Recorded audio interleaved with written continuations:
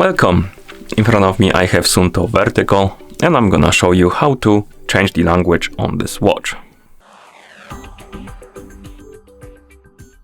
First thing you will need to do is to wake up the screen on your watch, and you can do it by pressing any of the buttons. Once you wake up the screen, press and hold the middle button to open the menu, or rather the settings. Once the settings open, select the general option by tapping on it, then scroll through the menu, find the option called the language. It should be somewhere here. Oh, here it is. And once you find the language, tap on it. It will open the language menu. Here select the language again. And now you should see the list of languages, and you can scroll through this list by swiping up and down on the screen. Find the language you would like to use, and once you find it, tap on it, and the language should be applied after a couple of seconds. Okay, and once you're done, you can swipe right on the screen a couple of times to go back to watch face.